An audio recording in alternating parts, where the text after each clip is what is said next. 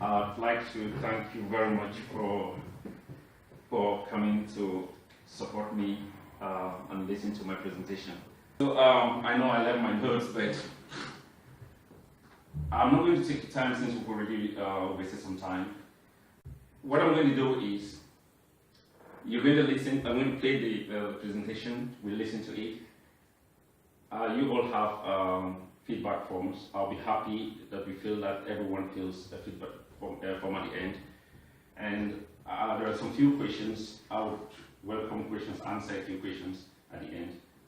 And that will be it. But thank you very much. And not to take your time again, I'm going to start the presentation.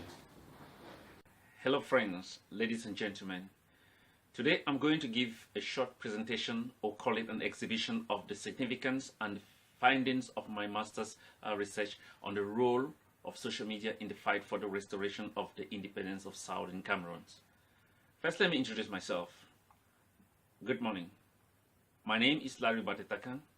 I am a journalist, an author, and a master's student of the Center for Excellence in Media Practice, a media research center under the Department of Media and Communications at Bournemouth University in the United Kingdom.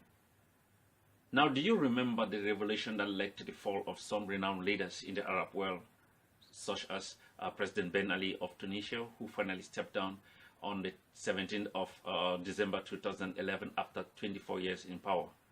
Also, President Hosni Mubarak of Egypt, forced out on the 11th of February 2011, and then the famous Colonel Muammar Gaddafi, who was captured and killed by rebels on the 20th of October 2011. This revolution was popularly known as the Arab Spring.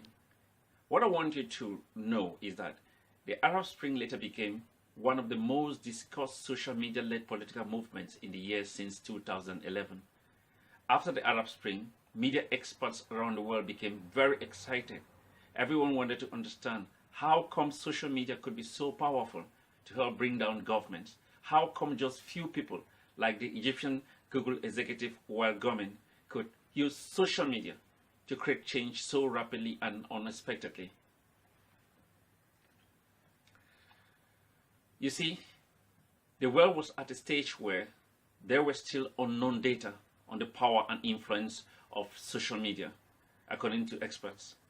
Since then, there have been several researches by media and sociology experts to try to study and understand the role and influence of social media in political and social movements.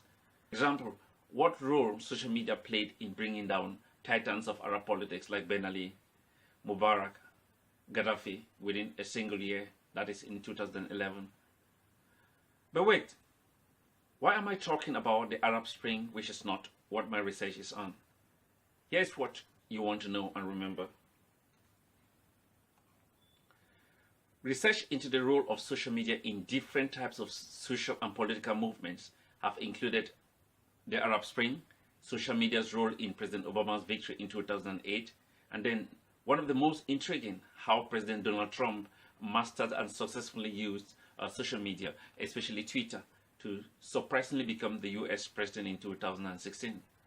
There is also the role of social media in social movements like Occupy Wall Street in 2011, or the 2012 Delhi, India gang rape, and several others. Now think about this. Has there been enough studies or research on the role of social media in an independence restoration movement or struggle? I think the simple answer is not really. This is where I come in. So when I had to choose a master's research project for my dissertation, the ongoing struggle for the restoration of the independence of Southern Cameroon grabbed my academic interest in the role social media has played and is still playing in the ongoing political movement. This is due to a dramatic turnaround in the 56-year-old movement, a change in dynamics, and arguably significant progress since January 2017. These developments have generated curiosity, which forced me to try to explore how, in just 1 year, social media has helped achieve what Southern Cameroonians weren't able to for 55 of the 56 years struggle since 1961. So in summary, the topic of my research is the role of social media in the fight for the restoration of the independence of Southern Cameroon. So what will I be talking about in this presentation today? I'd like to highlight the definitions of social media and secession versus restoration of independence. I'll take a brief look at the background of the crisis, then discuss why I chose this topic. I'll identify the research problem. I'll explain my research objectives and justifications, then formulate my research questions. Then I'll introduce my research methodology before identifying my limitations. Of course, there's always limitations. I would also discuss the significance of my research, and then discuss my research findings, and then make recommendations for future research before ending with my conclusions.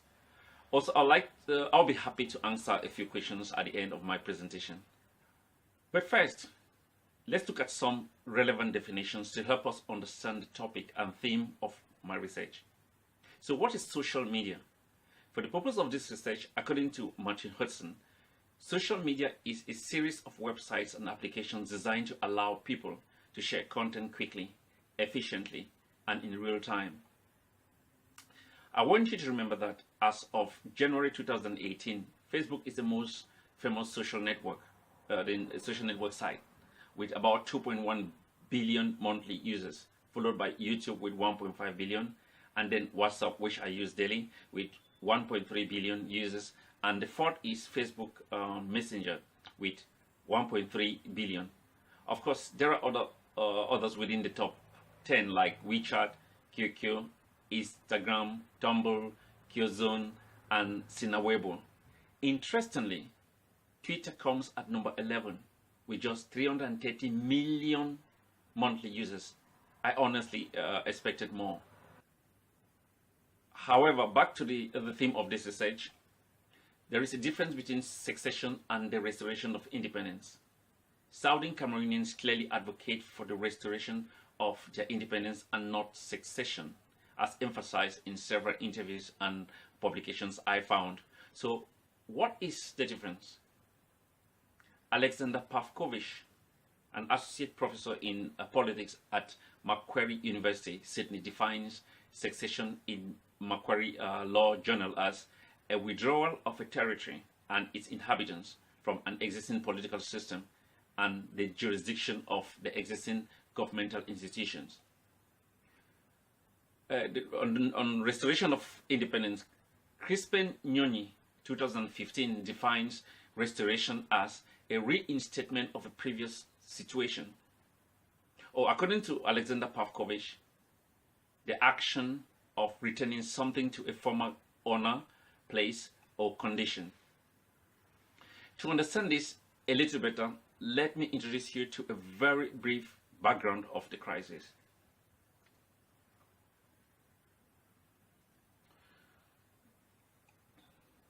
I know many of you are wondering, what or where is Southern Cameroon? I'm sure you're not alone. I've had to explain this to many people, even my colleagues at work. So let me try to bring everyone on the same page. This map shows you the Republic of Cameroon in West Africa. It is made up of 10 regions. 8 are French-speaking and 2 are English-speaking regions.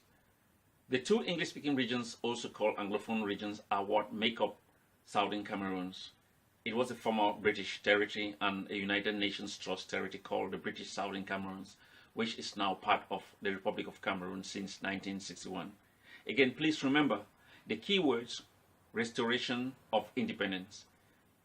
The reason this topic talks of the role of social media in the fight for the restoration of independence, as opposed to just fight for independence or secession, is because Southern Cameroonians believe that they were an independent country under the United Nations before joining then French Cameroon, or La République du Cameroun, in 1961.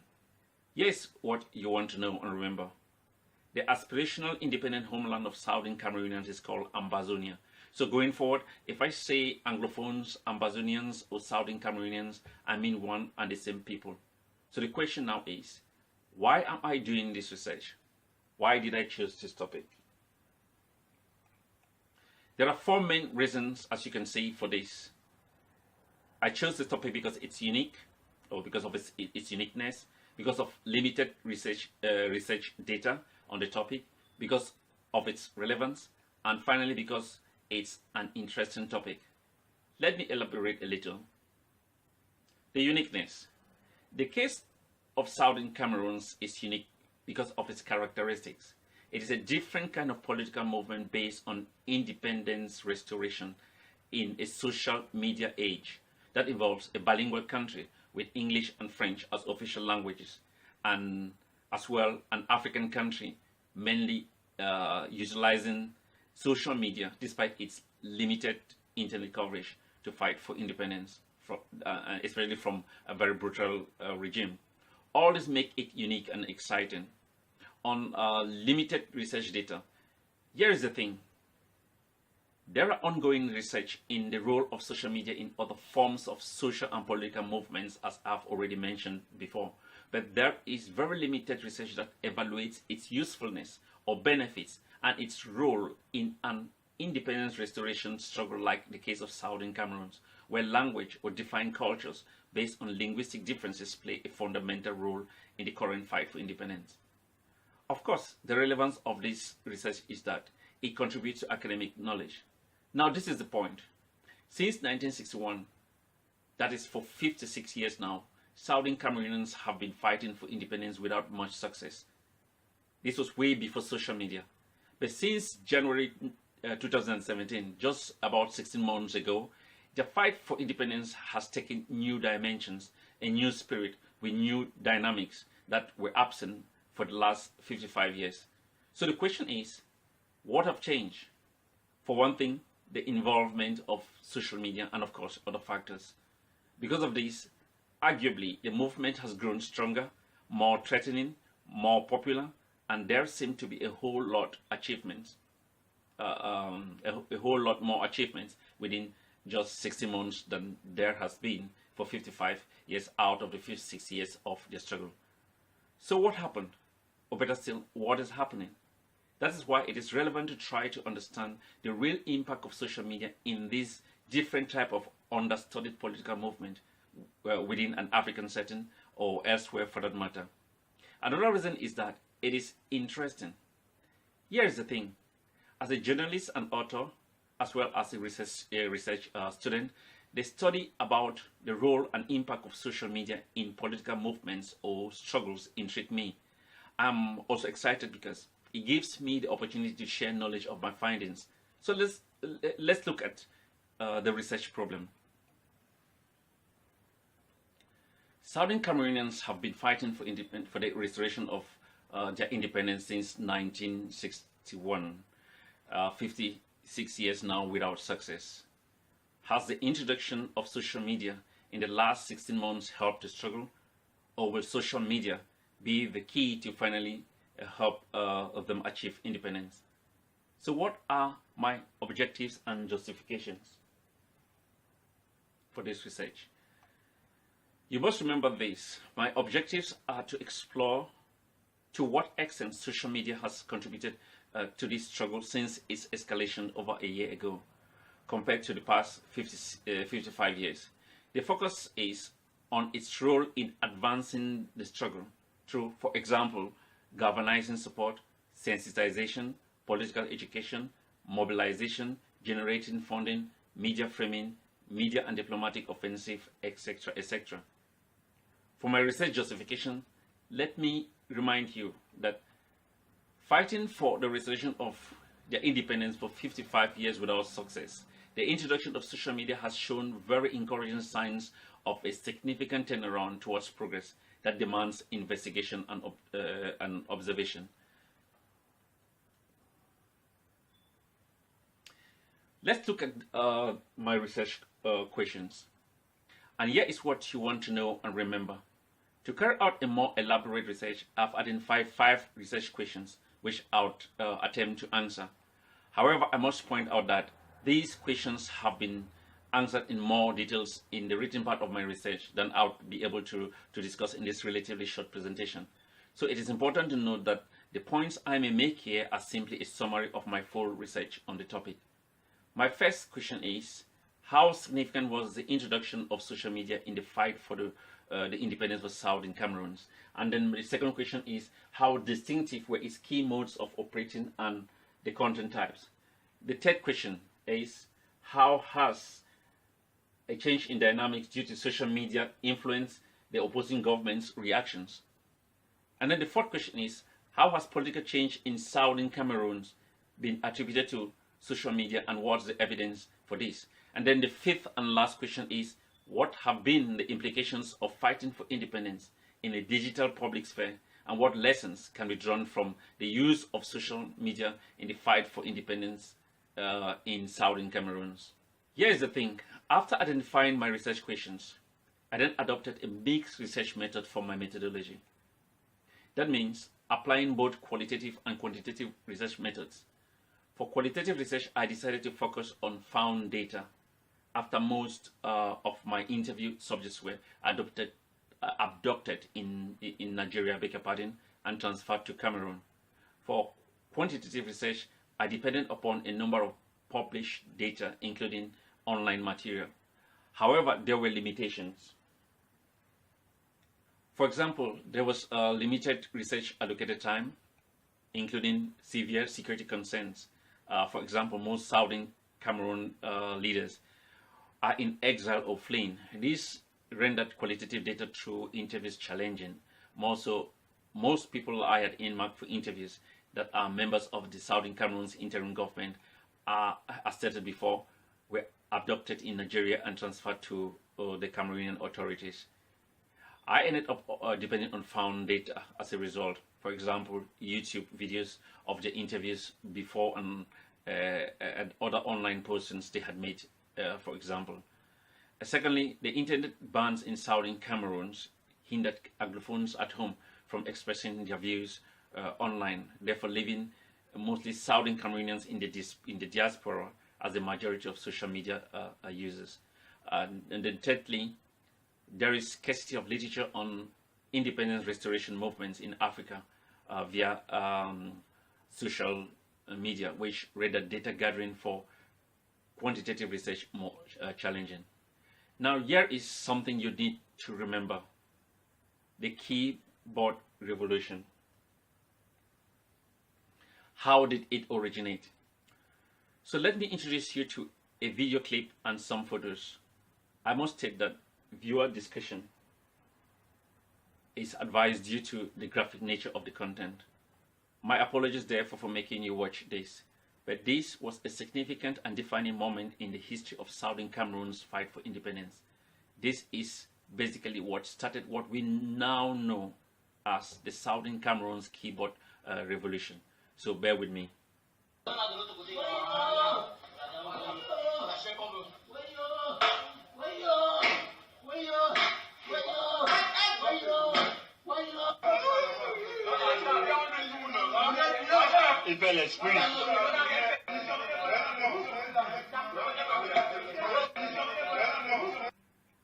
And here are more photos of military brutality on Southern Cameroonians in early 2017.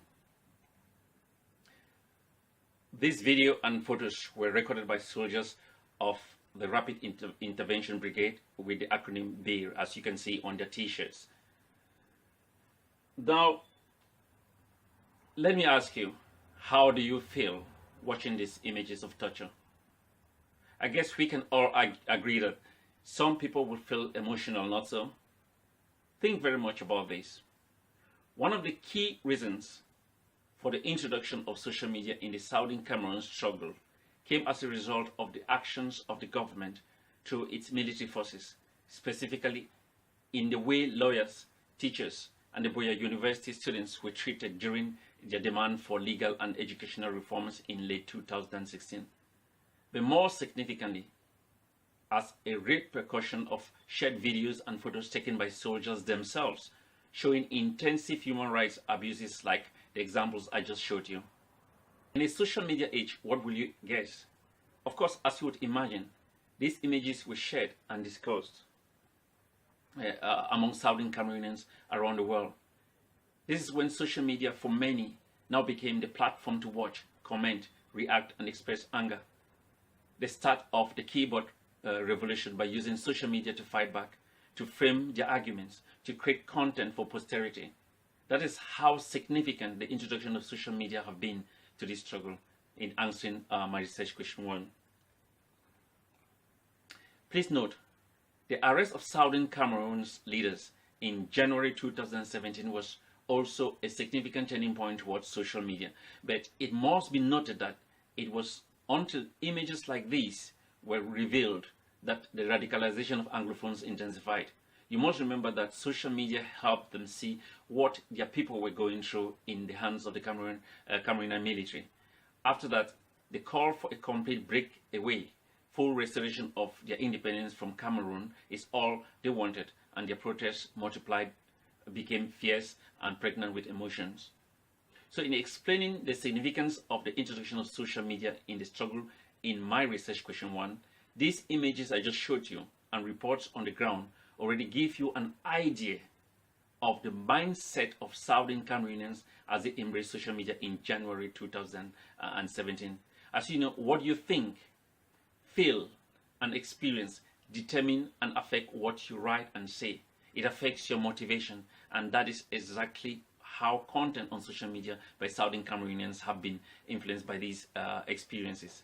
Remember that by coming onto social media, the implication is that it broadened what was a domestic issue to an international audience in an unimaginable and speedy fashion. Now follow me here.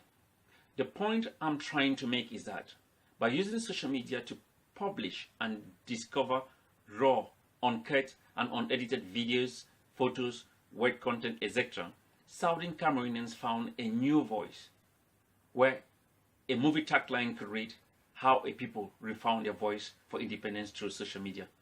So in summary, through these images of torture and killings, social media reinforced the Anglophone ideology of marginalization. It caused radicalization. It reaffirmed their impression of being treated as second-class citizens. It encouraged the fight for the restoration of independence. And finally, it provided one of the key arguments for Southern Cameroon's media framing of their struggle, which is that they have been annexed or colonized and do not feel like equal partners. Hence, the need for the restoration of their independence. This is a very important section, the significance of my research. So what are the significance of my research? I want you to pay special attention to this section. The questions are, why is this research worth doing? Why is this work important? Why should you want to listen and understand the findings of my research? Why should you support or even fund further research on this project? To answer these pertinent questions, I would answer more specific questions I've raised. So let's start with, why is this research worth doing? The simple answer is that there is very limited research that evaluates the usefulness or benefits and the role of social media in an independence restoration struggle like the case of Southern Cameroons. Therefore, the significance of this research is absolutely important to A, help fill the knowledge gap of the dynamics of independence restoration movements in Africa in a social media age, and B, contribute research data to social media-led revolutions or movements. What are the implications of doing this? Of course, this may change the way Southern Cameroonians approach and use social media going forward. Considering my glass house theory, this point is bolstered by a quote from American author of socionomics, Eric Coleman, who says, "We don't have a choice on whether we do social media. The choice is how well we do it." Additional implications are that this research also underscores social media as a force for change. It reveals the power of the Anglophone diaspora, exposes the collapse of the mainstream media in Anglophone Cameroon in particular. The next question is, why should you want to listen and understand the findings of my research? There is an ongoing struggle for independence, and people are dying in the process. The findings may help extend knowledge and save lives by influencing policy. And then the fourth question is, how may the results or findings of my research be used? It can be used for future government policy considerations, for social media research data, for strategy change by Southern Cameroonians and their leaders, to teach students as a foundation for further research, and as a source of reference. So the fifth question is, who are the beneficiaries? Of course, the Cameroon government, Southern Cameroonians and their leaders, other pro-independence groups around the globe, students of media and communications, political science, sociology, etc., media researchers and scholars interested in the role of social media in political movements, media researchers and scholars interested in further research into the Southern Cameroon's independence struggle, countries dealing with similar potential uprisings, geostrategic players and neighbors, for example, France, United Kingdom, USA, Nigeria, Gabon, Central African Republic, Chad, Equatorial Guinea, and even the African Union and the United Nations, as these developments concern all of them. And finally, this is significant to historians who may write about Southern Cameroon's independence if it happens. The sixth question is, how does it contribute to the body of knowledge? Now, this is a key significance. So by researching on trending issues, even if enough research may not have been carried out, I believe I've contributed to media research on the role of social media in socio-political movements. This adds a new perspective in the domain of independence restoration movements in an African setting with limited internet coverage. Secondly, the exercise of virtual administration via Facebook by the Southern Cameroon's interim government and the utilization of social media as a notice board, as well as the appellation of Southern Cameroon as a virtual nation, may be compared to other circumstances to identify if these are new approaches to the use of social media in political movements. If anything, these practices support my friendly technology theory. Additionally, my 5 developed social media theory could be linked to critically analyze or support other social media communication theories vis-a-vis the role of social media in socio-political movements. As you can see, they are the opportunity theory, the friendly technology theory, the glass house theory, the correct framing theory, and social media aircraft theory. These theories are explained in more details in my written research. Then thirdly, my adopted mixed method methodology, whereby my data collection method for qualitative research is based mostly on found data and non-numeric data, for example, Anglophone sentiment and tone, and social media monitoring for trolls, agents provocateurs, flannels, etc., coupled with my content analysis style and approach supported by Krippendorf 2004 as per different ways of analyzing meaningful matter, brings a difference and hence to the body of knowledge. Also, by boldly tackling 5 research questions, I've attempted to sow seeds from which future research or more data can be developed. Looking at question 7, it says, how does it stand to inform policy as a under research significance?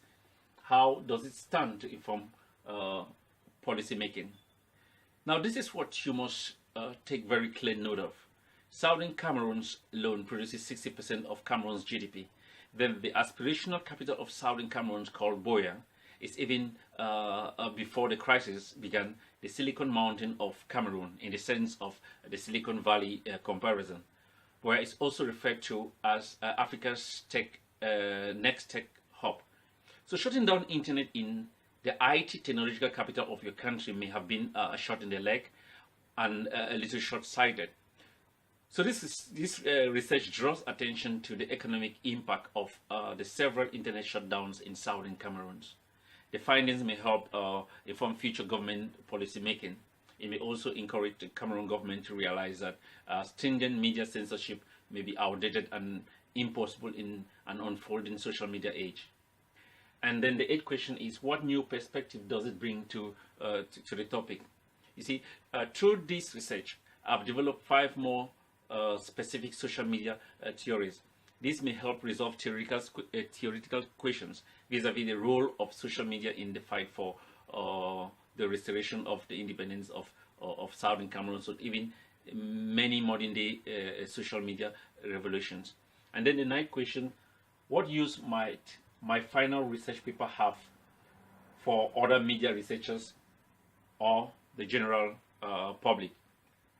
My research already goes some way to provide research data on the crisis. If anything, it serves as a stepping stone on which media researchers or the general public can carry out further research.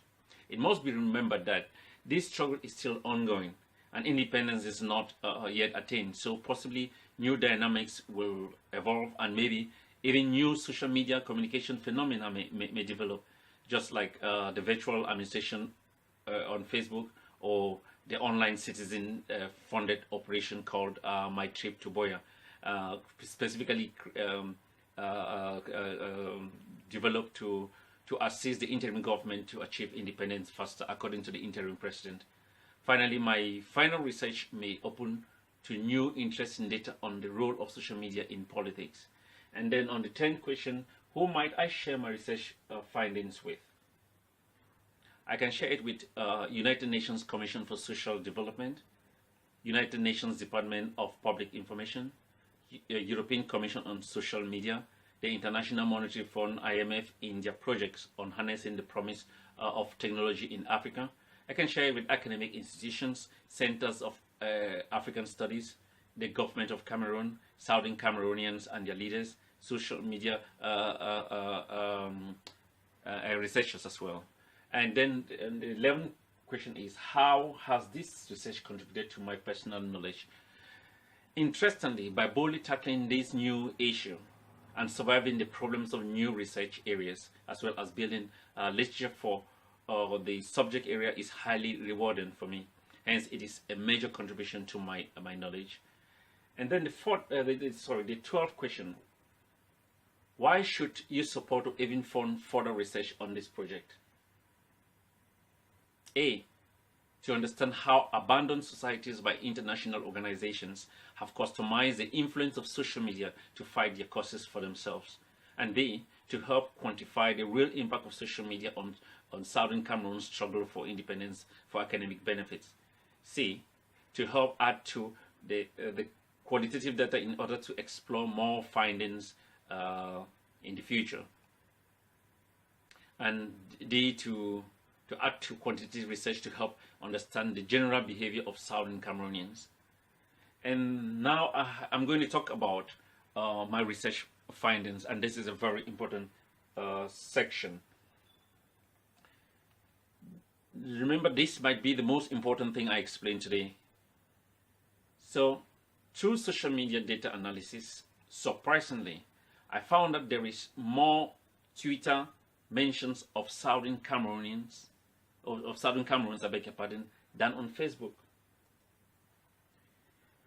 You see, while Facebook is the most important network, followed by Google, Instagram, and Twitter, there are more mentions of the Southern Cameroon's crisis on Twitter than on Facebook.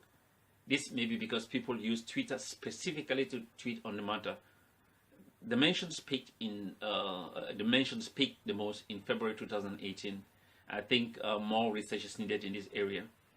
Second point is that the Southern Cameroon's revolution is the first ever independence movement to have its own digital TV, not analog, that broadcasts 24/7, especially in Africa. It is called Southern Cameroon Broadcasting Corporation, SCBC, with headquarters in South Africa for security reasons. It is watched through the installation of satellite dishes. It is on Google Play, has a mobile app, and also streamed through the online video streaming website, ustream.tv. This could never have been possible without social media, and this is very important.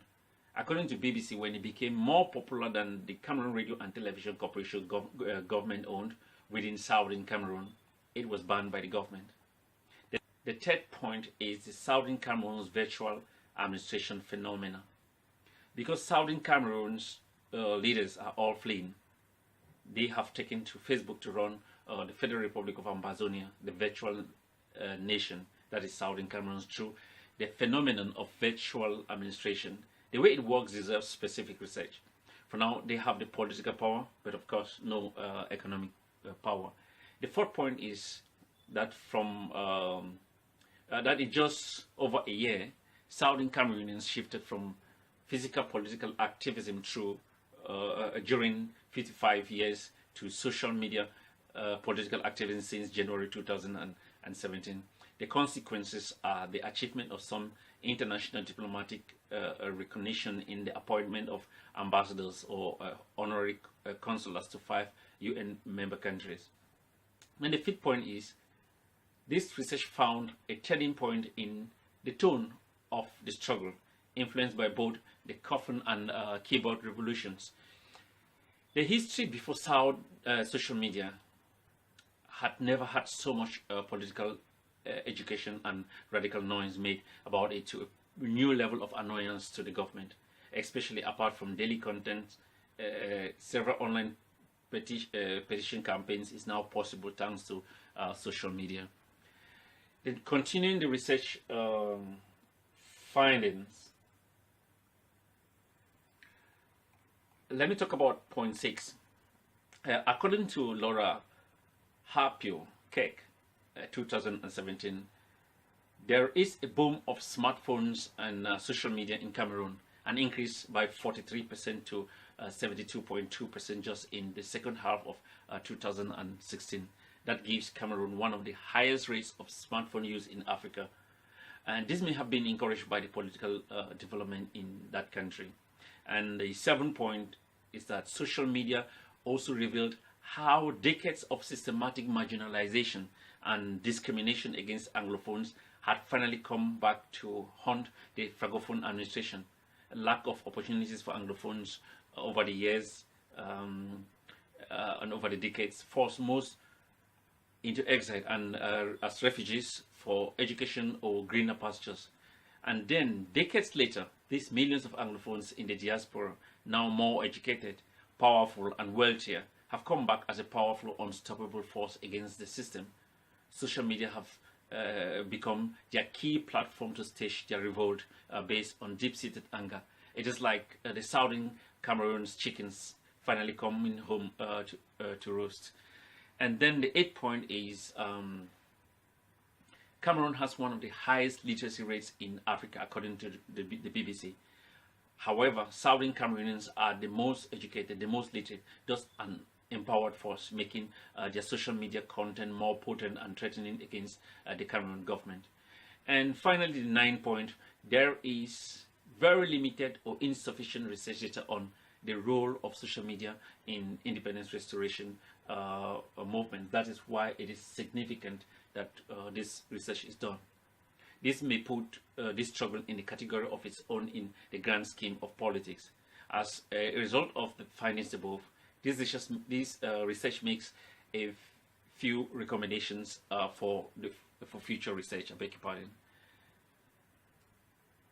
Before I look at the recommendations, I would like to take a second to show you this quote that I'm interested in. It's by McKinnon, which says, "Technology and social media have brought power back to the people." And I think, in a way, that is what applies to this revolution. So, what are my recommendations for future research? After about 16 months of intensive social media activism, the ongoing struggle for the restoration of Southern Cameroon's independence is yet to convincingly translate into political reality, inter alia a UN or Commonwealth intervention, etc. While there is a clear impact of social media's role, both positive and negative, this research recommends the need for future research on the following topics. The first one is Southern Cameroon's fight for independence is social media, a friend or a foe. That's a topic that I like research on. The second topic is how is Southern Cameroon's diaspora using social media to influence political change in Cameroon. And then the third one is how has social media exposed UN's injustice over the people of Southern Cameroon vis-a-vis their demand for independence. The third point is, why do governments ban the internet? Case study, Cameroon. And then the fifth point, can the power of social media counter the geopolitical influence against Southern Cameroon's quest for independence? There are two more. The fourth one, or the fifth one, I beg your pardon, is how was social media responsible for Southern Cameroon's independence, if and when Southern Cameroon finally becomes independent? That is, if they have independence, this would apply. Say, how was social media responsible for Southern Cameroon's independence? That's if and when Southern Cameroon finally becomes independent. And then the last one is, why has the advent of TV, radio, and the internet led to a general decrease in successful liberation movements compared to the period between 17th to the 20th century? I also developed non-media feature research recommendations. As you can understand, this is a media course, but as a result of my research, I realized that there are other feature research recommendations that do not concern media. So I've categorized that under a non-media feature research recommendations. And the topics that will be interesting are, despite a strong legal argument, why is Southern Cameroon's independence taking so long to achieve? The second one is, Southern Cameroon's independence struggle, how weak or incompetent is the United Nations? Then the third one is, how geopolitics or politics of self-interest have trumped international law and human rights? The case study, Southern Cameroon's fight for independence. And then the fifth one is, UN's failure in complete decolonization of Southern Cameroon and its consequences. And now, my conclusion. To conclude, let me state that as a catalyst for socio-political change, social media have bolstered Southern Cameroon's fight for independence, where in just over 16 months, it has fundamentally shifted the way a people communicate faced with a crisis in a manner and drive that was never seen in 55 years of fighting for independence. As this research has shown, it has created the Big Brother effect, exposing the call and crisis for independence to the entire world, who may never have known until Southern Cameroonians started tweeting, posting on Facebook, blogging, WhatsApping, etc. It is therefore fair to conclude that without social media, the Southern Cameroon struggle would have minimal visibility and a limited voice, as evident for 55 years before 2017. However, despite this advantageous impact, there are social media limitations and dangers, especially when governments can also use it to frame and manipulate messages or investigate protagonists of a movement. The abduction and detention of several Anglophone leaders are prime examples of these dangers. And importantly, the potential absence of political will for change by opponents reveal its limitations. The implications here raise issues for further media research as well as in other fields. And consequently, I'd like to cite Kinane 2015, who argues that in every movement, it should be considered that social media may hinder more than help, because it is a tool, just like a hammer, without any innate democratic leaning, which can be used to build a wall or break it down. So, ladies and gentlemen, this brings us to the end of my presentations. To summarize, I've talked about the objectives and justifications of my research, the significance of my research, and my research findings, and as well as my recommendations for future research.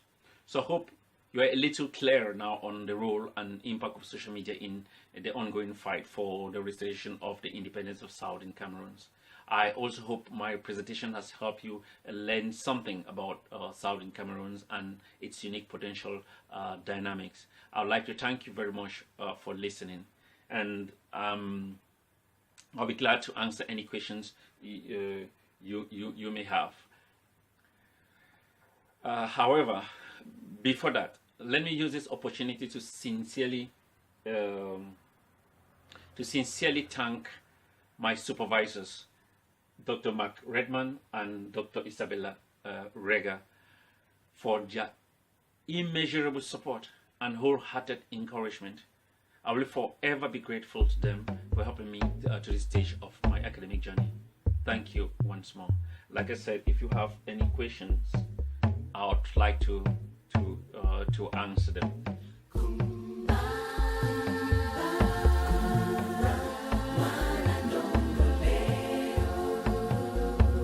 I've got two questions for you. You talked of theories that you developed. How are they relevant? That's one. My second question is, can you explain the theories in a way we can understand? Okay. Thank you very much, Nick. That's a very important question. I created these 5 theories. This opportunist theory. Okay. Let's just think for once that there was the fight for independence started a long time ago. The reason I talk about the opportunist theory is like in many revolutions, the Arab Spring, Southern Cameroons, social media, Donald Trump, Obama. What I mean is that it's because they had that opportunity, the social media opportunity. If it wasn't there, you understand, if it wasn't there, Trump wouldn't have been president. If social media wasn't there, Obama would have been president. So social media created that opportunity for them to ride on to become either president or win as Obama did. The same thing with Southern Cameroons. The opportunities in Southern Cameroon, remember they have been fighting for independence for 55 years. Until social media emerged, then they picked on social media to ride on to get to this point. So the opportunist theory explains that social media creates an opportunity for revolutions and political movements to transform. You understand? To transform or maybe ride on to progress. I don't know if that makes sense. Yeah, it does. Yeah. And then the friendly technology theory. Remember, I was talking about the fact that Southern Cameroon is referred to as a virtual nation. Virtual because, of course, it's a nation. It's declared its independence, but there's something they explain. They say it has political power. And seriously, if you don't realize, the Southern Cameroons, the interim government of Southern Cameroons, the diaspora, a lot of political power. I mean, political power, they can make a statement as kill that person and they'll kill that person. Goes down, one text, and goes down, of course. Even the government of Cameroon cannot even order goes down. Southern Cameroons have a serious political power. And many Southern Cameroons don't even understand how serious the political power is, or that they have. So they have serious political power. But what they lack at the moment is the economic power. And until they put the two together, the political power that they have combined with economic power, and economic power entails taking back, authority on the ground to be able to control the way things happen. So remember when I talk about the beneficiaries of my research, it is one of those things that I look forward to maybe present to maybe senior Southern Cameroonians, for example, to explain to them that what you like, you have a political power, maybe you don't even realize it. You have to harness that political power. And then again, you have to try, your focus now, you should try to take economic power, because what the government basically has at the moment, they have the economic power, of course they have the military, that's something else. But if you can take economic power, if you can get economic power, then that's serious progress. Because at the moment, of course, you have many players online, even single people, even person calling for ghost town, and it happens. That's serious political power. In the glass theory, I explained that social media is like a glass house. You know, you can create an account and insult somebody, and the other person can create an account and insult you back. It's like a glass house. I see you, see me. So it is how you use social media. The point, a very important point is the fact that many Saudi Cameroonians, what I observe in this research is that some people go online and then forget that whatever they say online can be used against them, or whatever they say online can destroy even their own struggle. They go and say any kind of thing without realizing that everybody is watching. And this research also taught me something. There are key players, and it's something I wanted to talk going forward if I further to research, to explain the role of, I call it the silent, something like the silent powerful. You have governments that just observe. You have investigative bodies that just observe. They gain a lot, because in practice you're gaining a lot of information without saying a word. So, but if you're looking at it from a layman's point of view, you're expecting that for me to know that you're on social media, you have to say something. Not necessarily. So Saudi Cameroonians have to understand this, that everything they say and publish, they should think about it twice before putting it, and it should help towards the struggle, not necessarily helping personal egos. And that's why the glass house theory should be taken very, very seriously for everyone to understand that social media is like a glass house. And then I talked about the correct framing theory. When I talk about the correct framing theory, what I mean here is the fact that in winning the war, in winning the media war, the message must be right. The message must be framed correctly. Because if all Saudi Cameroonians understand that it's about restoration of independence, then a non-Southern Cameroonian, a non-Cameroonian, non-African will be able to understand easily. But if you can't even explain what you're fighting for. Like today, if Tom says it's secession, the other person says it's federation, the other person says it's this, then even the observer gets confused. So the correct framing, that the message in every struggle must be framed correctly. Because when the message is framed correctly, the international media picks it up. My supervisor asked me a question: can you produce, all of us, all the students, come up with a tagline, just one line that defines your research, like a movie tagline. Come up with a movie tagline. That was the assignment. Movie tagline. So we went, it took me like this, thinking, if I have to create a movie, how would I title the movie? It took me like 3 days. I was thinking, oh my God. But it taught me a lesson, because he was basically telling us that, listen, everything you do, let it be defined in a sentence. When it's defined in a sentence, that's when the world understands you. That's when the international media, when you see Saudi community already tell you. Because people don't have time to interview tweet tomorrow, he says one thing, they do another interview with another Saudi Cameroonian, he says another thing, they interview Fonka, he says another thing. They just want, by the time they say Saudi Cameroon, the world understands, oh, Saudi Cameroon this, Saudi Cameroon that.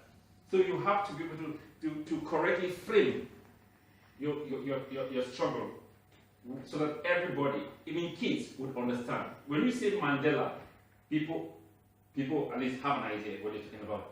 Whether it's a good framing or bad framing, but it has to be correctly framed for you to achieve success and recognition.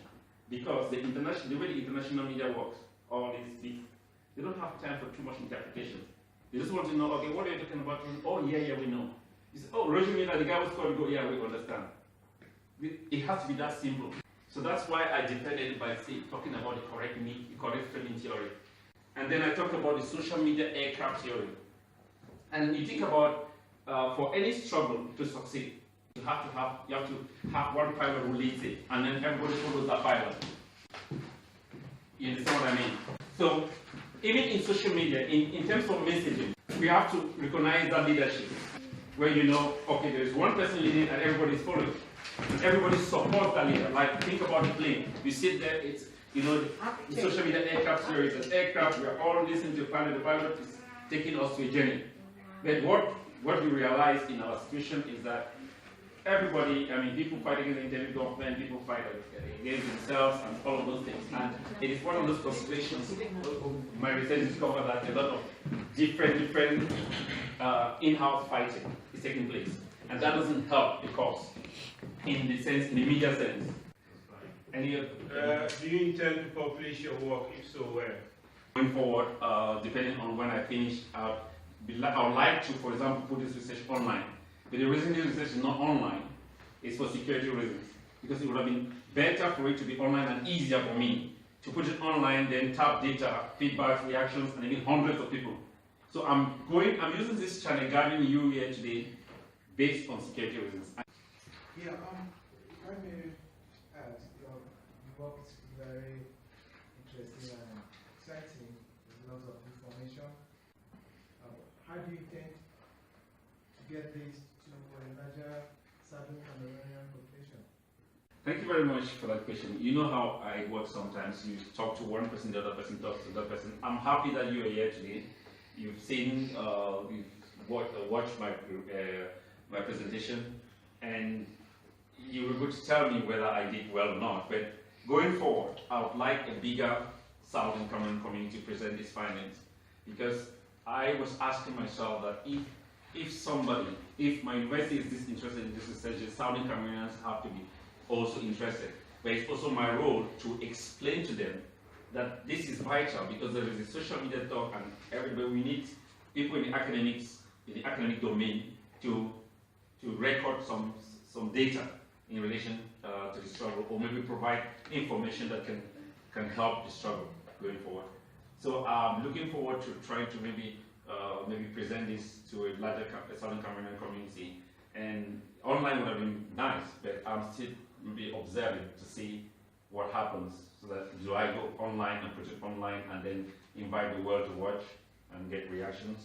Because of course, no research is perfect. That's why I keep making recommendations for more research and maybe suggestions for more research and more data. Yeah, thank you. Any other question? Larry, so thank you very much for this very enlightening presentation. I'll take you slightly out of the social media context. Just to, as you mentioned, other factors would have contributed to the success of the Southern Cameroon struggle. Can you mention what those other factors would be besides the social media, the use of social media?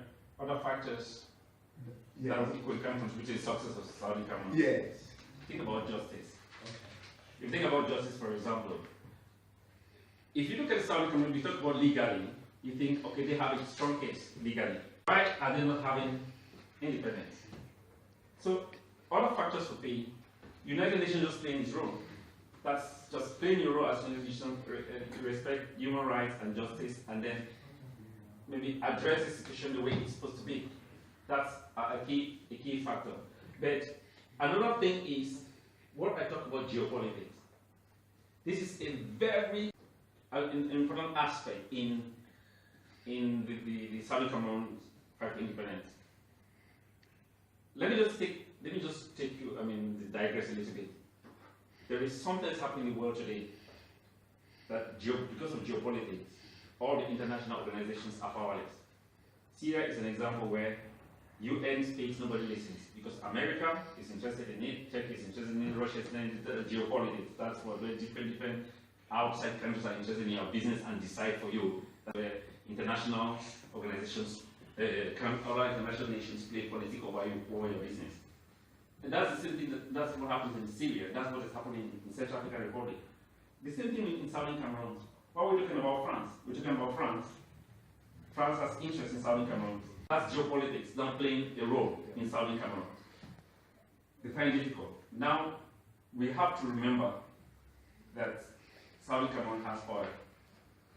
And then you look at the history of the world, or any country that has oil, geopolitics, people start becoming interested in your business.